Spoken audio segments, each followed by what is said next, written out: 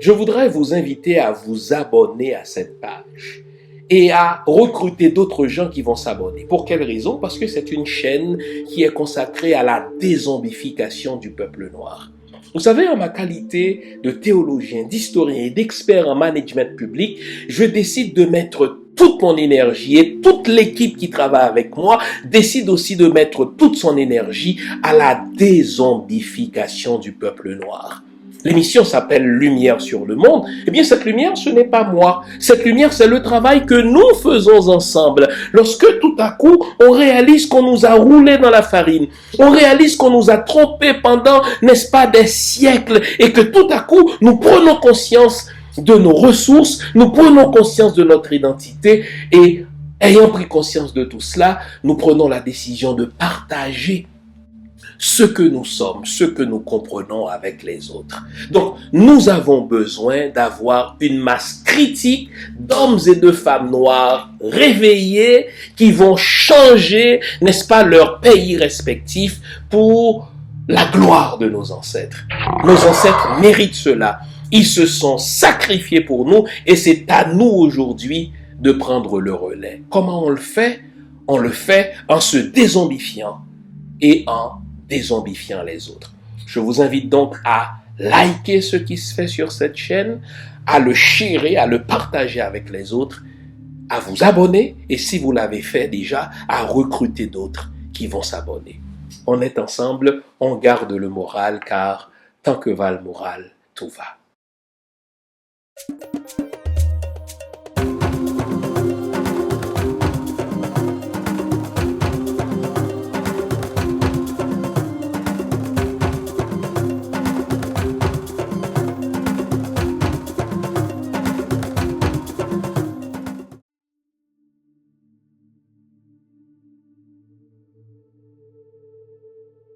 Voyez, voyez, les voici, en foule, accourent ici de leurs cités innombrables, les mystérieux Chinois et les hindous misérables, tous regardent vers la croix.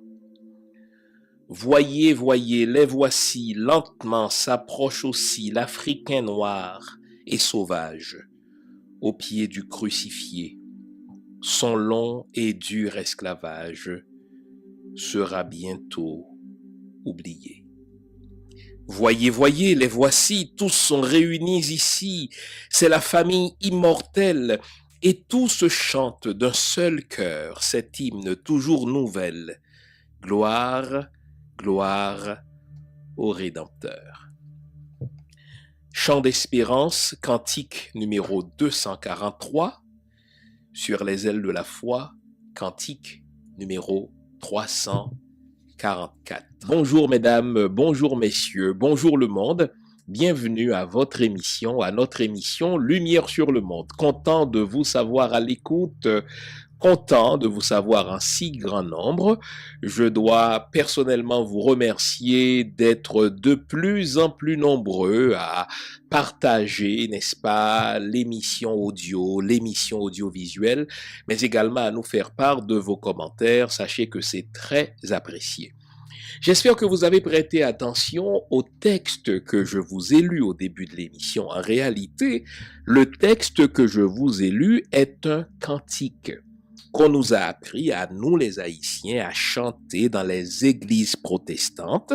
En réalité, c'est un cantique qui provient du recueil de chants le plus répandu dans les églises protestantes haïtiennes, le recueil des chants d'espérance, et qui se trouve également dans un autre recueil très répandu parmi les églises protestantes haïtiennes, le recueil sur les ailes de la foi. Vous l'avez entendu, ce chant qui glorifie la famille de Dieu, la famille universelle de Dieu. Ce chant qui glorifie, n'est-ce pas, les églises pour leur universalité.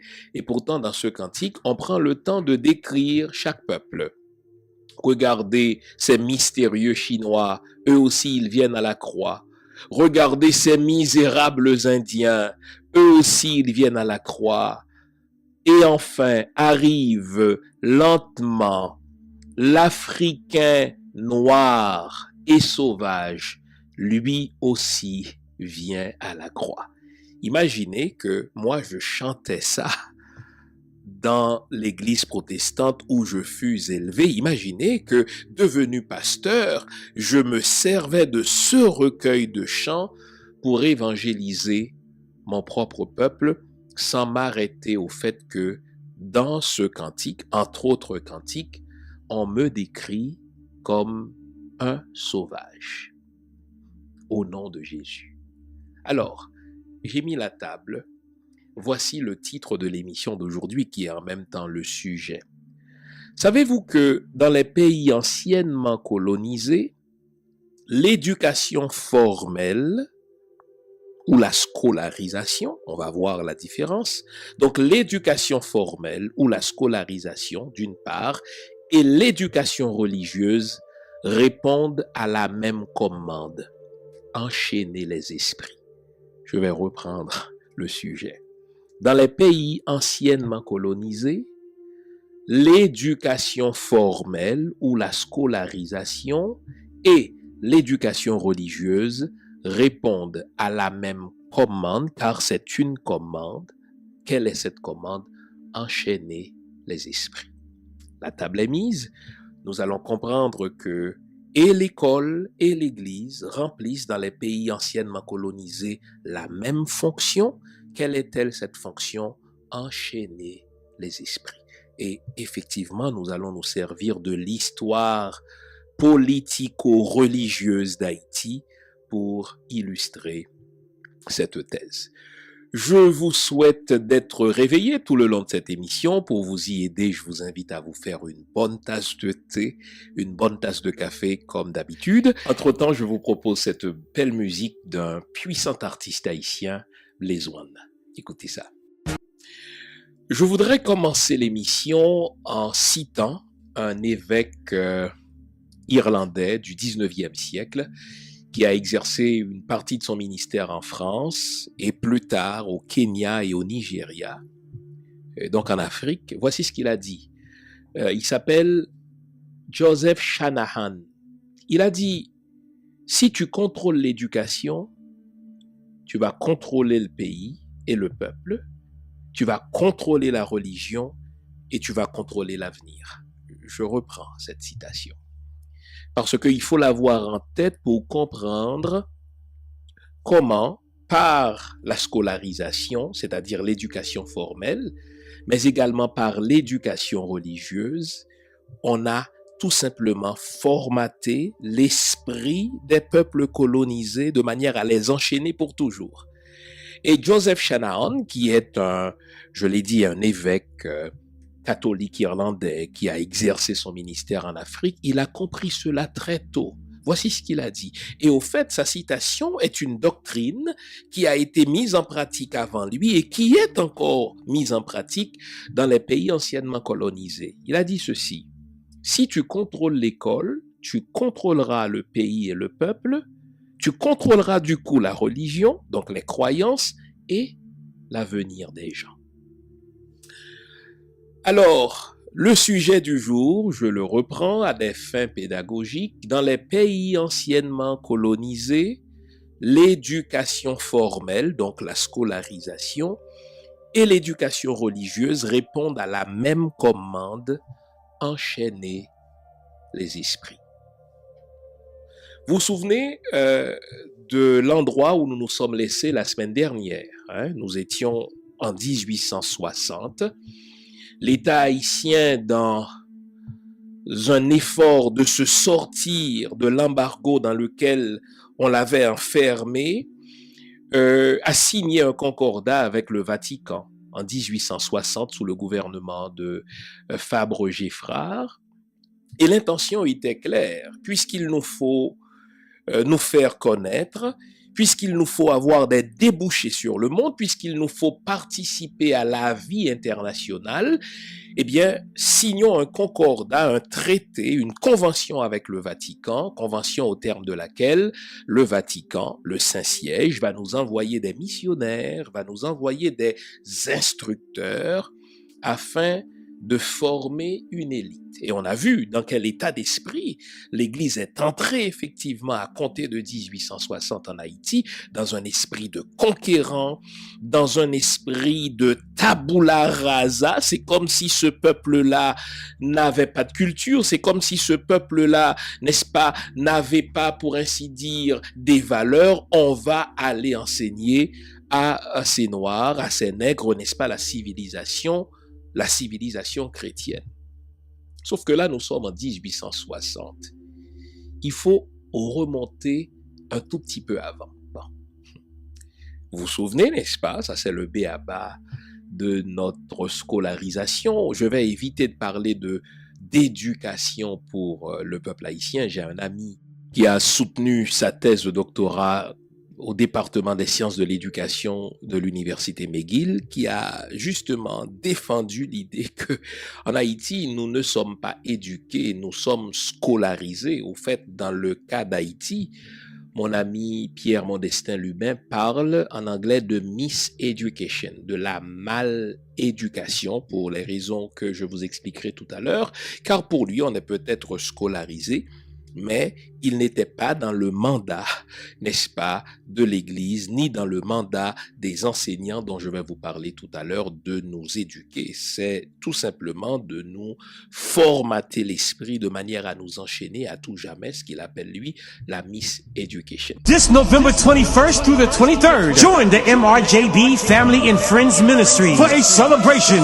of the first independent Black Republic. It's Haiti Unbound, third annual International Weekend celebration of the historical Battle of Béziers. Starting Friday, November 21st, is the consecration prayer service at the St. Peter's and St. Paul Catholic Church. Service begins at 6 p.m. And Saturday, November 22nd, is the official Gala and Award celebration as we honor some of the influential figures at the Georgia Tech Hotel and Conference Center from 6 p.m. to 12 midnight. Roundtable guests to include special keynote speakers and historians, U.S. Congress 20 candidate Dr. Rod Joseph and Dr. Jean Fils-Aimé. Four-course dinner will be served on Sunday, November 23rd. Join us for the Legacy Roundtable and Partner Appreciation inside of iSpace 2 in Marietta, Georgia. Tickets are available now at eventbrite.com. For more information, call 973-280-3590. This is an event you can't miss. Donc, remontons donc le cours du temps. Je suis parti la semaine dernière avec le concordat de 1860, sauf qu'aujourd'hui, il nous faut remonter un tout petit peu. On va se replacer dans le contexte de 1825, n'est-ce pas? Avril 1825. Vous vous souvenez, nous sommes indépendants depuis 1804 et la France y va à coups de menaces, aucun État ne veut nous reconnaître et au terme de plusieurs années de négociations, le président haïtien Boyer va accepter de signer une infâme entente. Techniquement, ce n'est pas vraiment une entente, ce n'est pas vraiment un accord, puisque l'État haïtien n'avait presque pas le choix. Lorsque Boyer, ce qu'on regrette évidemment, a signé cet accord de dette de l'indépendance avec le roi Charles X, il n'avait quasiment pas le choix, puisque ce qu'on oublie, il y avait dans la rade de Port-au-Prince 14 navires de guerre qui étaient prêts à venir en renfort, qui étaient prêts à bombarder s'il le faut, n'est-ce pas, cette petite nation de moins de 500 000 âmes. Donc, en avril 1825, n'est-ce pas, l'État français nous a entré dans la gorge, n'est-ce pas, cette reconnaissance de la dette de l'indépendance. C'est une dette infâme. Qu'est-ce que ça veut dire? Il faut prendre le temps de tout expliquer, parce que de même que c'est par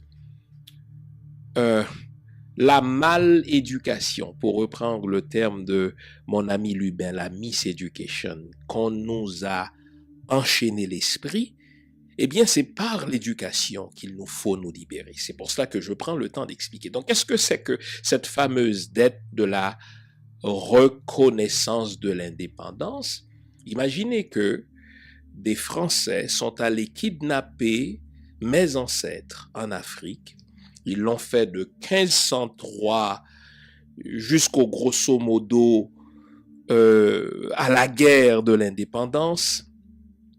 Et au terme de cette guerre de l'indépendance, nous, les anciens esclaves, sommes devenus victorieux des colonisateurs et des kidnappeurs. Et après un certain temps, imaginez que ces kidnappeurs disent que c'est vous, les esclaves, qui nous devez quelque chose parce que nous, les kidnappeurs, nous avons investi de l'argent dans la colonie, nous avons contracté des emprunts pour venir dans la colonie et par votre indépendance, vous nous avez fait perdre de l'argent. Et si vous voulez comprendre ce que l'indépendance d'Haïti représente pour la France ou représentait pour la France en termes de pertes économiques, en termes de prestige international, je vous invite à lire le très excellent livre « Les Jacobins noirs » de Cyril Lionel Robert James. Dans ce livre, l'auteur prend le temps de nous dire à quel point cette colonie était la plus prestigieuse, la plus rentable de toutes les colonies. Mais grâce à la colonie de Saint-Domingue, la France était un empire enviable, un empire prestigieux. Or voilà que la France vient de perdre Saint-Domingue. Depuis ce temps, la France a une seule préoccupation: comment recouvrer cette colonie. Bon, et là, la France va envoyer un émissaire particulier. Évidemment, au terme de toutes les négociations, la France va tomber sur une perle. Un jeune diplomate qui a fait, n'est-ce pas, ses preuves en Afrique. Il a été au Sénégal en mission spéciale. Au Sénégal, on lui a confié pour mission de dire aux autorités françaises comment s'assurer que les Africains anciennement colonisés par la France demeurent à tout jamais enchaînés à la France. Il a accompli son œuvre avec brio, il est rentré en France, n'est-ce pas, et là il a raflé tous les honneurs. Et là, quand Haïti a proclamé son indépendance, on va envoyer ce jeune homme en Haïti avec la même mission. Parce que c'est lui qui définit la doctrine des anciens pays colonisateurs par rapport aux anciens pays colonisés. Et la doctrine Molien, telle que je l'appelle, est encore de mise aujourd'hui. Donc, Gaspard Théodore Molien. Gaspard Théodore, c'est un prénom composé. Le nom de famille Molien, M-O-L-L-I-E-N. Celui qui me l'a fait découvrir, c'est un expert de l'histoire des relations de la France avec ses anciennes colonies, de l'histoire de la relation de la France avec Haïti en particulier. Il s'appelle justement Jean-François Brière et entre autres livres, il a écrit Haïti et la France 1804-1848, le rêve brisé.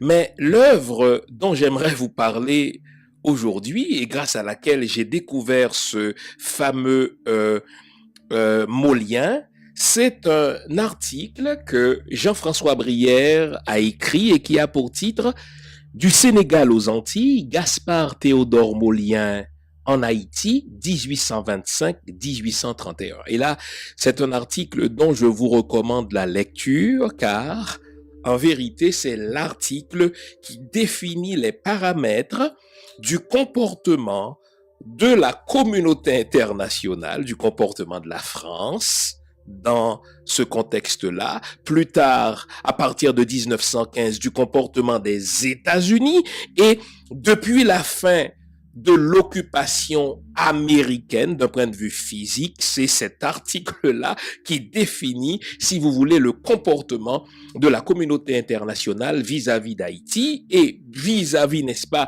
des pays anciennement colonisés en matière de scolarisation et d'éducation religieuse. Donc je reprends le titre de l'article. Du Sénégal aux Antilles, Gaspard Théodore Maulien en Haïti, 1825-1831. La date ici est intéressante, elle est même très instructive. C'est pas pour rien que j'ai commencé à vous dire que en 1825, à vous rappeler qu'en avril 1825, Haïti, enfin sous la présidence de Boyer, a signé cette infâme reconnaissance de la dette de l'indépendance qui fut fixée à 150 millions de francs, réduite plus tard à 90 millions de francs. Et ce qui a d'important à souligner, c'est qu'en ce moment-là, le PIB de la France est évalué à peine 30 millions de francs. This November 21st through the 23rd, join the MRJB Family and Friends Ministry for a celebration of the first independent Black Republic. It's Haiti Unbound, third annual international weekend celebration of the historical Battle of Pétion. Starting Friday, November 21st, is the consecration prayer service at the St. Peter's and St. Paul Catholic Church. Service begins at 6 p.m. And Saturday, November 22nd, is the official gala and award celebration as we honor some of the influential figures at the Georgia Tech Hotel and Conference Center from 6 p.m. to 12 midnight. Roundtable guests to include special keynote speakers and historians, U.S. Congress 20 candidate Dr. Rod Joseph and Dr. Jean Fils-Aimé. Four-course dinner will be served on Sunday, November 23rd. Join us for the Legacy Roundtable and Partner Appreciation inside of iSpace 2 in Marietta, Georgia. Tickets are available now at eventbrite.com. For more information, call 973-280-3590. This is an event you can't miss. Imaginez que mes ancêtres ont travaillé pour les autres sans revenu et pour que mes ancêtres soient reconnus libres, eh bien, il a fallu que Haïti, la jeune république, consente à payer jusqu'à 5 fois le PIB de la France d'alors. Bon, ceci a déjà été fait. On ne peut pas refaire l'histoire, mais on peut essayer de la comprendre et surtout comprendre comment éviter de commettre les mêmes erreurs. Alors, la date ici est importante. Nous avons signé, n'est-ce pas, cette reconnaissance de dette en 1825 et pourtant, cette même année, la France songe à autre chose. La France de Charles X dépêche en Haïti un espion sous forme de diplomate du nom de Gaspard Théodore Maulien avec pour mission, écoutez bien, d'expliquer à la France ce qu'il faut faire pour s'assurer que même si, en théorie, Haïti est indépendante, mais qu'Haïti reste toujours attaché à la France et que les Haïtiens restent enchaînés à tout jamais. C'était ça la mission de Gaspard Théodore Maulien. Il va être dépêché en Haïti de 1825 à 1831, donc l'année même à laquelle Haïti accepte de payer cette fameuse dette de l'indépendance à la France. La France nous envoie un espion avec le label officiel de diplomate. Dans un premier temps, ce fameux monsieur Maulien était vice-consul au Cap-Haïtien. Il sera plus tard consul à Port-au-Prince. Et il avait pour mission d'étudier le comportement des Haïtiens, d'étudier la société haïtienne, d'observer ses failles, d'observer ses contradictions, de manière à faire des recommandations au Quai d'Orsay, au service des affaires étrangères françaises, pour s'assurer, et c'était ça l'objectif, que Haïti demeure attaché à la France et que les Haïtiens demeurent enchaînés dans leur esprit aux Français. Voici les 5 recommandations que Gaspard Théodore Maulien va faire au roi Charles X, donc au service des affaires étrangères françaises, et ce qui va définir du même coup la doctrine du comportement des anciens pays colonisateurs vis-à-vis des pays anciennement colonisés. Première recommandation de Maulien, la France doit envoyer en Haïti à la fois des enseignants et des prêtres pour former et instruire une élite haïtienne. Notez que dans la première recommandation de la France, enseignants et prêtres sont liés. C'est la même mission. La scolarisation, donc l'éducation formelle et l'éducation religieuse répondent à la même commande. Attacher le pays à l'ancienne métropole, donc à l'ancienne nation colonisatrice, et 2, enchaîner les esprits définitivement à la France. Première recommandation, envoyer des prêtres et des enseignants pour mettre sur pied une élite et l'instruire telle que nous, on veut. Deuxième recommandation de Molien, ne jamais rien faire pour contrarier l'élite mulatte, car les mulattes sont plus des alliés de la France que des alliés d'Haïti. Et c'est Molien qui le dit. Il ne faut jamais contrarier cette élite mulâtre, car ce sont nos alliés naturels, car c'est eux qui vont nous aider à pérenniser le système colonial, même dans une Haïti indépendante. Ne jamais contrarier cette élite mulâtre. Troisième recommandation de Molien. Nous devons nous concentrer de manière à modeler l'esprit des Haïtiens pour qu'ils croient qu'ils sont des Français. Est-ce que vous entendez ça? Nous devons nous concentrer. Et là, Molien dit au roi, contrairement aux Américains, contrairement aux Anglais, qui ne sont alors intéressés qu'à faire du commerce avec Haïti, qui ne sont intéressés qu'à vendre, n'est-ce pas, à la jeune République haïtienne, nous devons faire plus que cela. En plus que de faire du commerce, nous devons nous concentrer à formater. Nous devons nous concentrer à modeler l'esprit des Haïtiens de manière à ce qu'ils croient qu'ils sont des Français. Il y a un historien français dont vous avez sûrement déjà entendu parler, qui s'appelle justement Jules Michelet, et qui a dit d'Haïti, Haïti, c'est la France noire. Et quand on lit cela, on était fiers. Comment on va faire ça? Formater l'esprit des Haïtiens de manière à ce qu'ils croient qu'ils sont des Français, c'est en leur enseignant la langue, en les portant à aimer cette langue plus que leur propre langue, en les portant à être fiers du fait qu'ils parlent bien cette langue. Donc, grâce à cette troisième recommandation de Molien, on va passer de la francophonie à la francophilie et de la francophilie à la francomanie. Je vous explique ces trois termes. Bien sûr, que les Haïtiens de ce temps-là, première moitié du 19e siècle, soient des francophones, cela se comprend puisque nos anciens maîtres parlaient français. Donc nous sommes des francophones. Ça veut dire que nous comprenons le français et jusqu'à un certain point, une partie de cette population a toujours parlé français, une partie qu'on n'évalue pas à plus que 5%. Mais Molien voulait plus.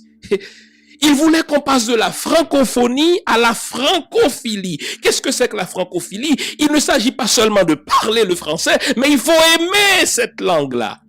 Et lui, il visait encore le sommet de la francophonie à la francophilie et de la francophilie à la francomanie. C'est-à-dire des gens qui deviennent si fous de la langue française, si fous de la culture française, si fous de la France, qu'ils s'oublient eux-mêmes. Vous nous l'avez demandé, nous avons le plaisir de vous apprendre que désormais, nos émissions, toutes nos émissions, sont disponibles avec des sous-titrages en 3 langues, en français, en anglais et en créole. Nous sommes conscients que l'émission Lumière sur le Monde est devenue une véritable plateforme familiale autour de laquelle des parents et des enfants se réunissent pour s'informer de ce qui se fait en Haïti, en Afrique ou ailleurs dans le monde. Pour vous faciliter la vie, nos émissions sont désormais disponibles avec des sous-titrages en 3 langues, français, créole et anglais. Nous progressons avec vous, nous marchons avec vous. de manière à relever nos communautés et nos peuples.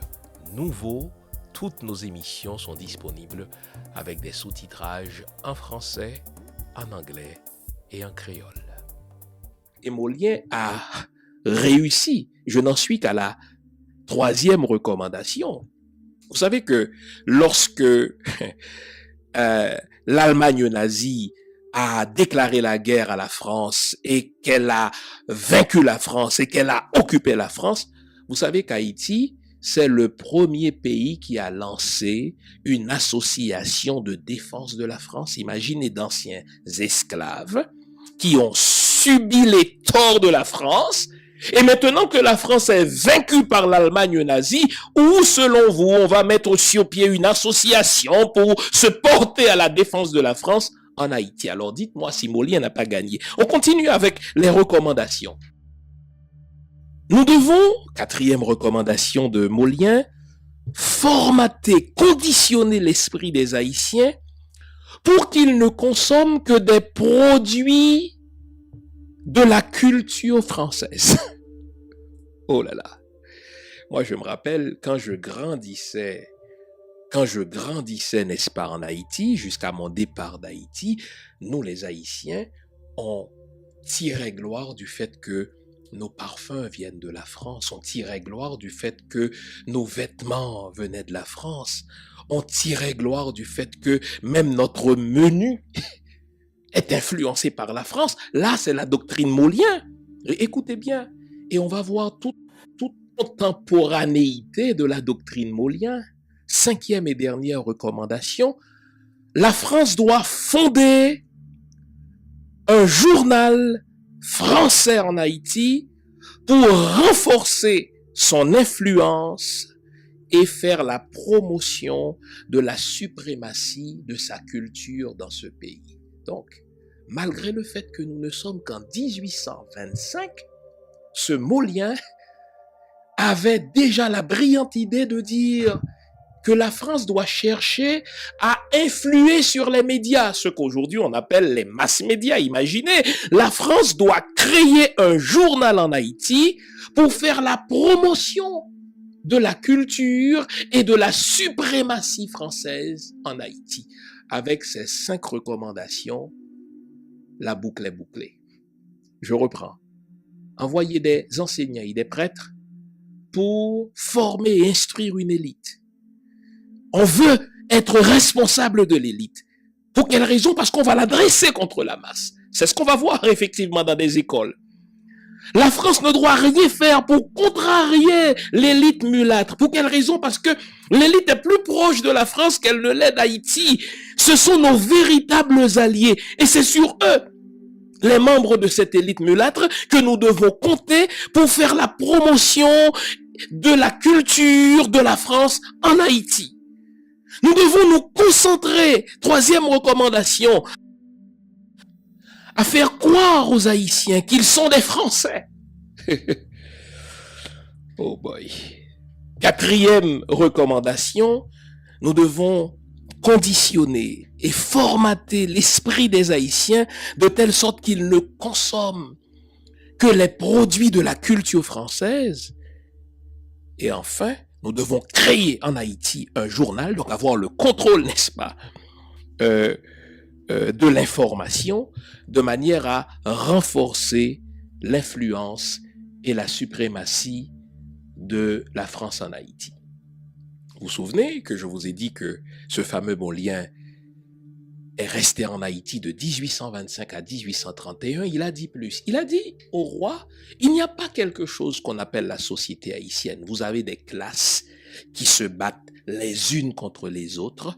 Vous avez des gens qui se retrouvent sur un même territoire, mais qui ne forment pas une nation, qui ont des intérêts si divergents qu'il faut continuer à polariser, à exacerber ces différences. Et il ajoute, ça c'est très important, avant qu'on aille à la pause, les prêtres qu'on doit envoyer en Haïti doivent venir d'une région particulière de la France. Écoutez bien.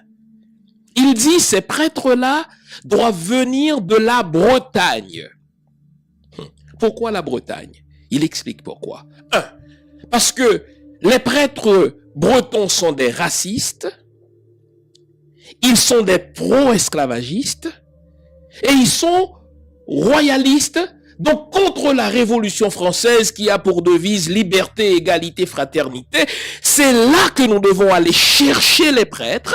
Imaginez qu'on envoie en Haïti des prêtres pro-esclavagistes qui vont former des esclaves qui s'autoproclament indépendants. Imaginez qu'on envoie en Haïti des prêtres racistes, blancs, qui vont enseigner à des nègres. Et enfin, on envoie en Haïti des prêtres qui sont contre la Révolution française qui a pour devise liberté, égalité, fraternité. Ce sont des prêtres qui vont faire la promotion des mêmes préjugés qu'on retrouvait à Saint-Domingue pendant la période coloniale. Et vous allez voir, l'école va reproduire les mêmes préjugés, l'école va reproduire les mêmes inégalités, l'école va reproduire les mêmes polarisations sociales qu'on avait pendant l'époque coloniale. Et tout ceci n'est pas le produit du hasard, ça répond à la doctrine Molien qui consiste à enchaîner définitivement les esprits de ces populations anciennement colonisées. On s'en va à la pause, les amis. Là, je suis un peu trop excité. Je vais vous faire écouter du Mano Chalmagne, tiens. Au retour de la dite pause, on verra la doctrine Molien en action. À tout à l'heure. Alors, on a vu les recommandations de Molien, des recommandations qu'il a faites entre 1825 et 1831. La chronologie est importante en histoire. Haïti va signer ce concordat en 1860. Et selon vous, qu'est-ce qui va se passer en 1860? En signant le concordat avec le Vatican va s'entendre avec la France pour que la France nous envoie son contingent de prêtres et d'enseignants. Et là, ici, j'ai quelques statistiques pour vous. Entre 1860, année à laquelle Haïti a signé son concordat avec le Vatican, la société française Saint-Jacques, la société missionnaire française Saint-Jacques, a dépêché en Haïti, donc entre 1860, date de la signature du concordat, à 1940, la société Saint-Jacques, société française missionnaire, a dépêché en Haïti 15 évêques et 850 prêtres qui ont travaillé à divers titres comme enseignants, comme missionnaires en Haïti. Et de ce nombre, donc de ces 850 prêtres, 700 d'entre eux furent effectivement des Bretons. Alors dites-moi si Molien ne survit pas aujourd'hui encore. This November 21st through the 23rd, join the MRJB Family and Friends Ministry for a celebration of the first independent Black Republic. It's Haiti Unbound, third annual international weekend celebration of the historical Battle of Pétion. Starting Friday, November 21st, is the consecration prayer service at the St. Peter's and St. Paul Catholic Church. Service begins at 6 p.m. And Saturday, November 22nd, is the official gala and award celebration as we honor some of the influential figures at the Georgia Tech Hotel and Conference Center from 6 p.m. to 12 midnight. Roundtable guests to include special keynote speakers and historians, U.S. Congress 20 candidate Dr. Rod Joseph and Dr. Jean Fils-Aimé. Four-course dinner will be served on Sunday, November 23rd. Join us for the Legacy Roundtable and Partner Appreciation inside of iSpace 2 in Marietta, Georgia. Tickets are available now at eventbrite.com. For more information, call 973-280-3590. This is an event you can't miss. Et on n'avait pas de meilleurs instruments que les prêtres bretons pour enseigner aux Haïtiens la haine de leur langue. Vous vous souvenez quand vous étiez, vous, à l'école, dans ces écoles congréganistes, quand vous vous exprimiez en créole dans la cour de récréation, eh bien, les religieuses ou les religieux venaient vous dire « mais exprimez-vous ». Il n'y avait donc pas de meilleurs instruments pour enseigner aux Haïtiens la haine de leur histoire. Vous savez que en 1947, ou en 1946 pour être plus précis, le président estimé a dû passer un décret pour dire que désormais l'histoire d'Haïti ne peut être enseignée aux Haïtiens que par des Haïtiens dans l'école haïtienne. Savez-vous pourquoi? Parce que dans les cours d'histoire d'Haïti, eh bien, les religieux en profitaient pour enseigner, entre autres, la haine de Dessalines en disant aux jeunes écoliers haïtiens, votre Dessalines est en train de brûler en enfer. Il n'y avait donc pas de meilleurs instruments que les prêtres bretons pour enseigner l'amour de la France aux jeunes haïtiens aux dépens d'Haïti. Savez-vous que ce n'est que dans les années 60 que la littérature haïtienne a été enseignée aux Haïtiens à l'école? Alors, est-ce étonnant que l'école haïtienne ait reproduit les mêmes inégalités sociales qu'on avait dans la colonie? Est-ce étonnant que l'école haïtienne reproduise le même complexe d'infériorité qu'on a en parlant créole par rapport aux Français? Quand on parle français, on se croit intelligent et grâce aux Français, on construit ce que les experts appellent une espèce de elite closure. On se construit un barrage pour dire, écoutez, grâce à cette langue, nous faisons partie d'une élite aux dépens d'une masse qui, elle, ne comprend pas. Est-ce étonnant que l'école haïtienne ne nous fournisse pas des instruments pour développer notre pays, pour comprendre, n'est-ce pas, ces problématiques et pour aller de l'avant? Parce que c'était justement le mandat contraire qu'on avait confié aux prêtres bretons. Et quand je dis on, ce n'est pas seulement la France, mais c'est également l'élite haïtienne. Je voudrais vous rappeler ce que le ministre de l'Instruction publique d'alors, en 1860, Élie Dubois a dit lorsqu'il devait présenter les termes du concordat. Il a dit qu'on a signé ce concordat afin que les prêtres, afin que l'Église, afin que les enseignants religieux puissent impulser un nouvel ordre culturel à l'instruction chrétienne en Haïti. On confie aux missionnaires, on confie aux prêtres la mission d'impulser un nouvel ordre culturel dans l'instruction chrétienne en Haïti. Ce n'est donc guère étonnant que l'école haïtienne reproduise les mêmes schèmes de sous-développement, les mêmes préjugés, les mêmes inégalités. Dans ce sens, l'ancien président d'Haïti, Leslie François Manigat, disait que le hasard est exceptionnellement rare dans l'histoire. Le hasard est exceptionnellement rare dans l'histoire d'Haïti. Donc, il n'y a pas de hasard dans notre histoire. Nous avons été programmés pour reproduire ce que nous voyons là aujourd'hui. Alors, on se pose la question, puisque cette doctrine dont je parle remonte à 1825, remonte à 1860. Les écoles dont je parle ont une certaine histoire, mais est-ce que le comportement de la communauté internationale n'a pas changé? Non. Le comportement de la communauté internationale n'a pas changé, puisque dans les rapports internationaux, on ne change pas un numéro gagnant. Si une doctrine est efficace, on ne va pas la changer. J'en veux pour preuve l'exemple suivant. Vous vous souvenez du dimanche 10 mai 2015? Tiens, je vous rafraîchis la mémoire.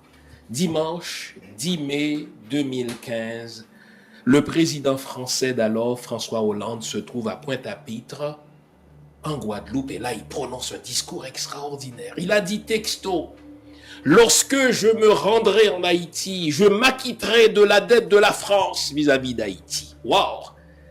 Et il était dans le contexte, n'est-ce pas, antillais, et il rappelait dans une envolée extraordinaire comment la France avait fait subir une injustice à Haïti, comment on avait exigé de la jeune République indépendante une dette infâme de 150 millions de francs.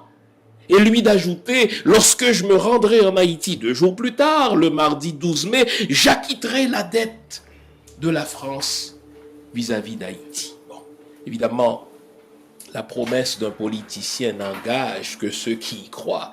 Les promesses des politiciens n'engagent jamais les politiciens. Mais il y avait plusieurs qui commençaient à s'exciter à l'idée que la France pourrait envisager de rembourser à Haïti sa dette vis-à-vis de ce jeune pays. Une dette qui est évaluée en termes d'aujourd'hui à 17 milliards d'euros.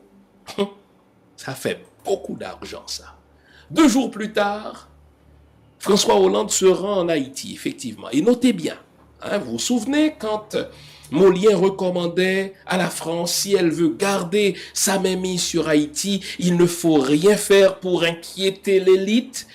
Autrefois, c'était l'élite mulâtre, mais l'élite intellectuelle, l'élite politique, l'élite d'affaires. François Hollande s'est assuré de se rendre en Haïti, flanqué, n'est-ce pas, des membres d'une certaine élite haïtienne. Je vous invite à aller visionner la vidéo.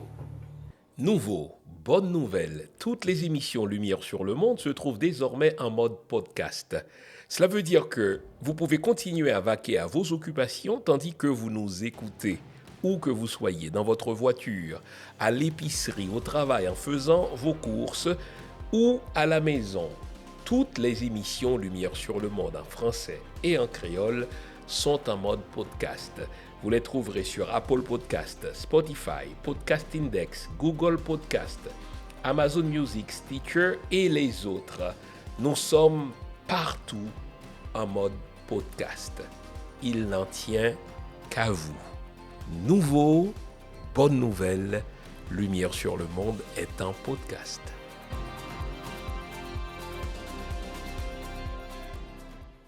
Et là, François Hollande a dit, la dette dont je parlais, c'était une dette morale. Et la France va, à la demande du président d'Haïti, c'est important, le président d'alors, n'est-ce pas Michel Martelly, la France va appliquer, écoutez bien, un véritable plan Marshall d'éducation pour Haïti. Waouh! La France s'intéresse encore, n'est-ce pas, à la scolarisation des Haïtiens. Et cette fameuse dette de l'indépendance qu'on évalue à 17 milliards d'euros, l'évaluation est française, puisque ce sont les journalistes français qui ont fait l'équivalent en termes d'aujourd'hui. Donc, on va passer de 17 milliards d'euros,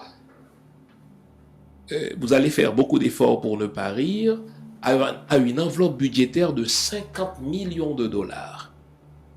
La France dit, nous sommes prêts à investir 50 millions de dollars en Haïti, en remboursement de la dette morale de la France vis-à-vis du peuple haïtien. Mais dans quel secteur allons-nous investir ces 50 millions? Nous allons investir dans le secteur de l'éducation. Nous allons nous intéresser à l'instruction primaire. Nous allons nous intéresser au niveau secondaire. Nous allons nous intéresser au niveau professionnel. Nous vous promettons même une université. Et la France va vous envoyer des livres et des enseignants.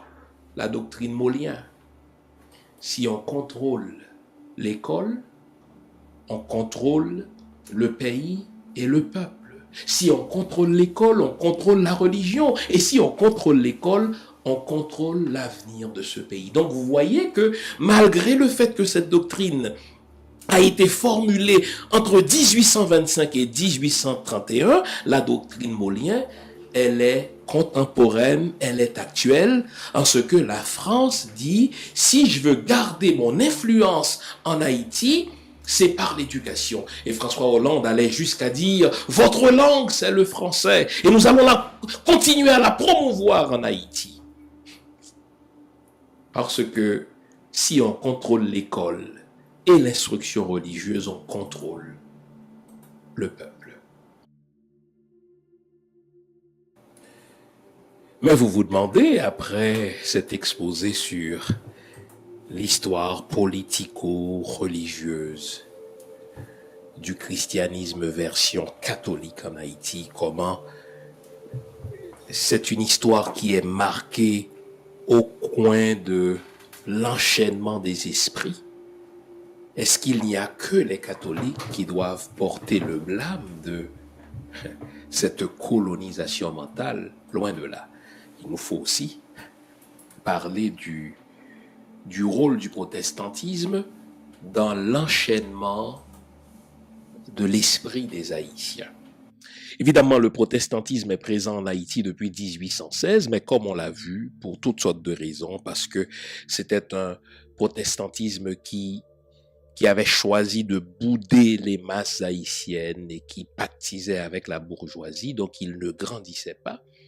Et parce que justement, le missionnariat catholique était beaucoup plus agressif, et bien donc le protestantisme ne connaissait pas de croissance numérique. À partir de l'occupation américaine, ça va changer. Et c'est intéressant de noter ce qui suit. À l'occupation américaine, l'amiral Caperton et le général Russell ont forgé la doctrine de la colonisation de l'esprit des Haïtiens en imitant le modèle laissé ou imprimé par la France. Écoutez ce qu'ils ont dit. Et là, je vais citer un livre qui mérite d'être lu, pas parce que vous serez nécessairement d'accord avec ce qui est dit là-dedans, mais parce que c'est un livre qui est écrit par un fils d'un ancien Marine en Haïti. Ça s'appelle Written in the Blood, écrit dans le sang, l'histoire d'Haïti qui est écrite dans le sang. Ce livre-là est écrit par Robert et Nancy Hine. Robert Hine, c'est un ancien Marine qui était en mission en Haïti, un ancien Marine américain qui était en mission en Haïti jusqu'à ce qu'il soit déclaré persona non grata par Duvalier. Et lui, il écrit donc ce livre-là, écrit dans le sang, comme si l'histoire d'Haïti est écrite dans le sang, comme si l'histoire américaine ne serait pas écrite dans le sang. Et ce qu'il dit dans ce livre-là, il reprend la doctrine formulée par le département d'État pour le peuple haïtien en instrumentalisant les églises protestantes. Voici ce que disent l'amiral Caperton et le général Russell sur la manière dont il fallait contrôler le peuple haïtien. Robert Hine rapporte: il s'agit pour nous, disent les Marines américains, nous comme race étrangère, de dominer et d'orienter une deuxième race étrangère, l'élite haïtienne, contre une troisième race étrangère, la masse haïtienne. Et souvent, on a une lecture magico-religieuse de notre destin de peuple. On dit, bon Dieu, qu'est-ce qu'on a fait au bon Dieu pour que ça aille si mal en Haïti? On dirait que c'est le sort qui s'acharne contre nous. Non, il n'y a pas de fatalité, il n'y a pas de bondieuserie ou de diablerie dans l'histoire haïtienne. Pour la comprendre, il faut comprendre, n'est-ce pas, la combinaison, la complicité de la communauté internationale avec l'élite haïtienne en matière de scolarisation et d'éducation religieuse. L'erreur à faire, c'est de séparer les deux. La scolarisation des Haïtiens et l'éducation religieuse des Haïtiens participent de la même commande, la colonisation et l'enchaînement des esprits. Alors, les Américains, quant à eux, disent, écoutez, il nous faut, en tant que race étrangère, contrôler et orienter une deuxième race étrangère, l'élite haïtienne avec laquelle nous allons pactiser, contre une troisième race étrangère que représentent les masses haïtiennes. Comment nous allons procéder? Ça, c'est très curieux. Nouveau, bonne nouvelle, toutes les émissions Lumière sur le Monde se trouvent désormais en mode podcast. Cela veut dire que vous pouvez continuer à vaquer à vos occupations tandis que vous nous écoutez. Où que vous soyez, dans votre voiture, à l'épicerie, au travail, en faisant vos courses ou à la maison. Toutes les émissions Lumière sur le Monde en français et en créole sont en mode podcast.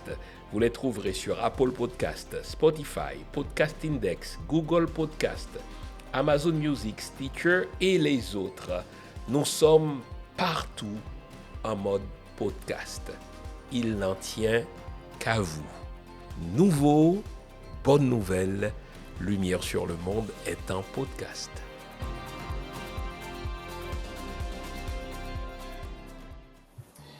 Savez-vous que depuis qu'on a signé le Concordat et que, selon les mots du ministre de l'Instruction publique d'alors, Élie Dubois, on a donné aux prêtres bretons le rôle d'impulser un nouvel ordre culturel pour Haïti, les premiers qui vont vouloir réformer le système éducatif haïtien, ce sont les Américains. C'est ce qu'on appelle la réforme d'Artigue en 1940. Car les Américains ont constaté que, waouh, la doctrine française a bien réussi en Haïti. Les Haïtiens se prennent pour des Français, ils sont fiers de la culture française, ils sont fiers de se faire passer pour la France noire d'Amérique, et les Américains disent, il nous faut casser cela. Comment est-ce qu'on va s'y prendre? On va tenter de réformer le système éducatif haïtien.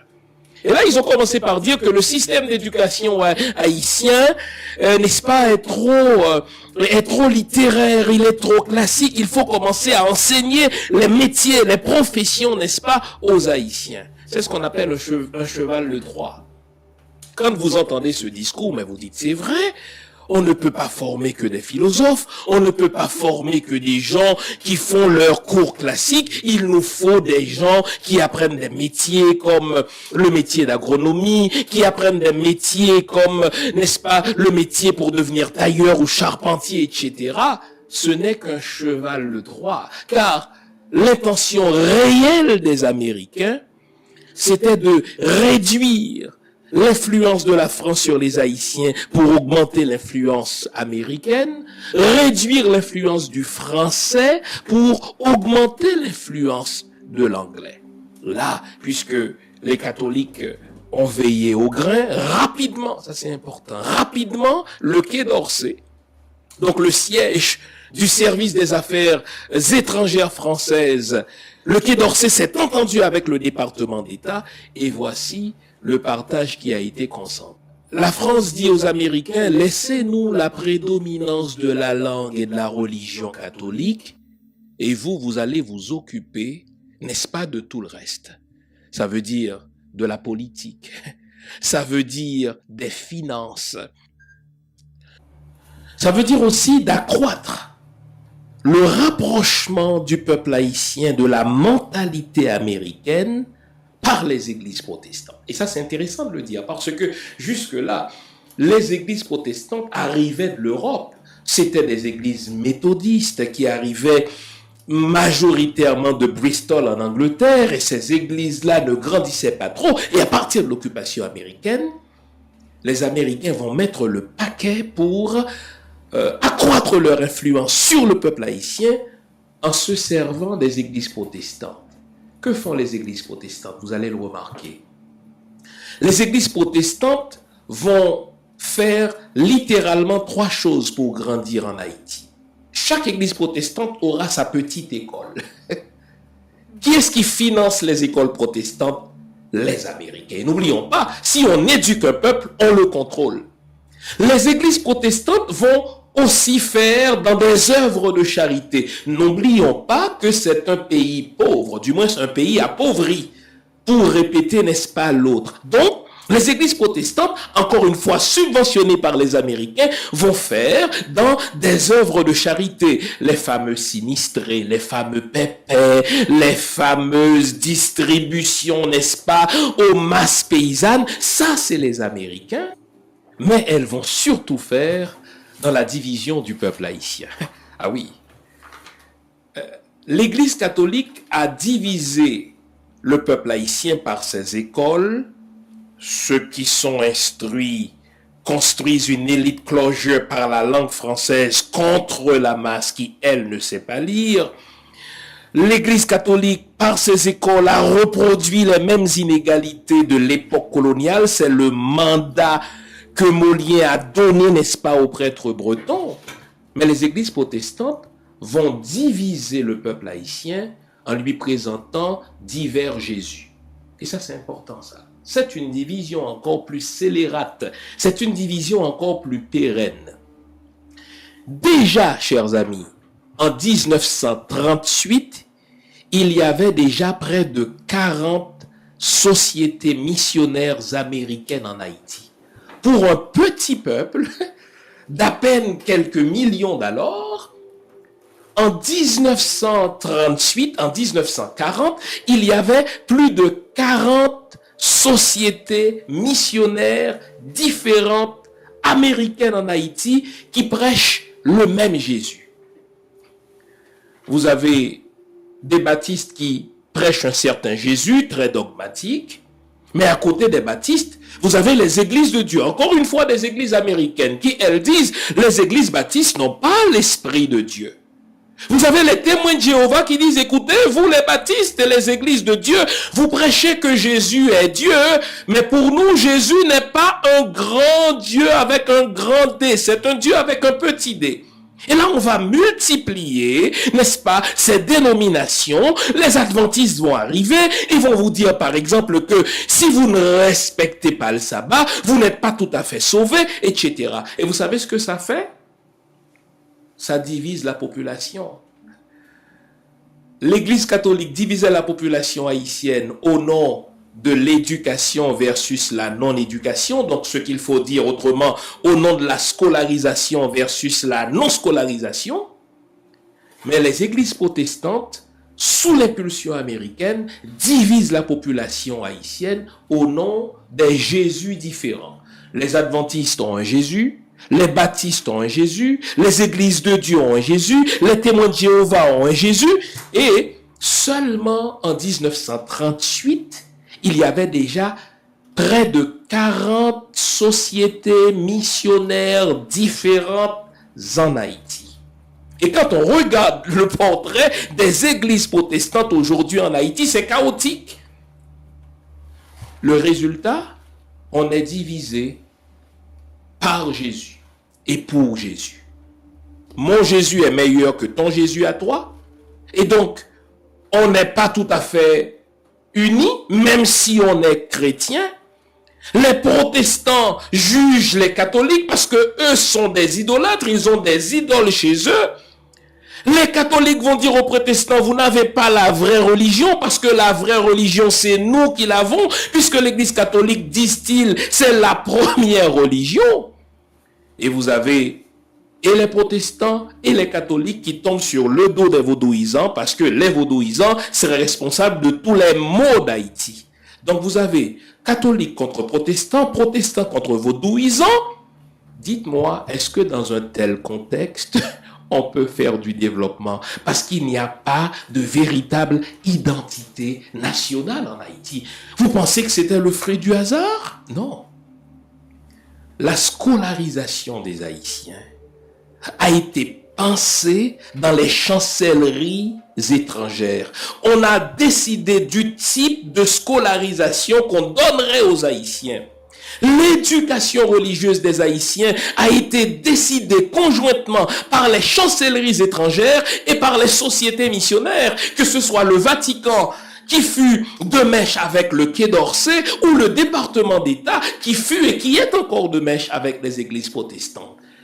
Et on se retrouve, n'est-ce pas, sur un petit territoire de 27 000 km², n'est-ce pas, à ne pas pouvoir s'entendre parce que Jésus pam, pis bon que Jésus parle. On est en train de s'entre-déchirer au nom du discours religieux, comme si un discours religieux a jamais développé quelque pays que ce soit. Vous comprenez pourquoi j'ai écrit l'histoire de l'éducation religieuse du peuple haïtien est une histoire de zombification parce qu'on s'est servi de notre propension à la croyance pour nous garder enchaînés à nos anciens maîtres. Si l'on veut se sortir de cette zombification, si l'on veut se sortir de cette colonisation mentale, nous devons faire ce que le Québec a fait dans les années 60. Reprendre le contrôle de notre système éducatif. Jusque-là, nous avons été scolarisés. Jusque-là, notre ministère de l'éducation soi-disant nationale suit l'agenda de Molien ou l'agenda du département d'État. Nous devons reprendre le contrôle de notre système de l'éducation. Que vise un système d'éducation nationale. Il vise à fournir, n'est-ce pas, à l'apprenant des moyens pour avoir le contrôle justement de son environnement, ce que l'école haïtienne n'a jamais fait. Un vrai système d'éducation vise la socialisation, c'est-à-dire le vivre ensemble, ce que l'école haïtienne n'a jamais fait, puisque dès que je sais lire, je me sens supérieur à celui qui ne sait pas lire. Dès que je parle français, je me sens supérieur à celui qui ne parle pas français. La fameuse elite closure. Et ce que fait un bon système d'éducation, c'est de fournir à l'apprenant des outils pour influer sur son milieu, ce que l'école haïtienne n'a jamais fait, si bien que l'haïtien scolarisé est plus habile à vivre à l'étranger qu'à vivre dans son propre pays. Et il nous faut aussi placer le pays, placer la nation au-dessus des divers discours religieux. N'oublions pas. Qui contrôle l'éducation, contrôle le peuple, contrôle le pays, contrôle la religion et contrôle le futur. Si l'État haïtien ne reprend pas le contrôle du discours religieux, on va continuer à nous enseigner par les religions la haine de soi, la haine de notre pays, la haine de notre culture, l'amour de l'autre aux dépens de l'amour de nos frères. Voilà ce qu'il nous faut faire. À partir de maintenant, ne considérons plus la religion comme un discours inoffensif, comme un discours salvateur. C'est bien le contraire, puisqu'en Haïti, on a vu que le discours religieux a été et est encore un instrument aux mains de nos anciens maîtres. Merci de votre attention. À la semaine prochaine. Mes chers amis, juste un petit mot pour vous remercier de votre fidélité. Merci à nos nouveaux abonnés. Nous en avons quelques-uns au cours des derniers jours. Continuez à vous abonner à ma page YouTube, JFA Lumière sur le Monde.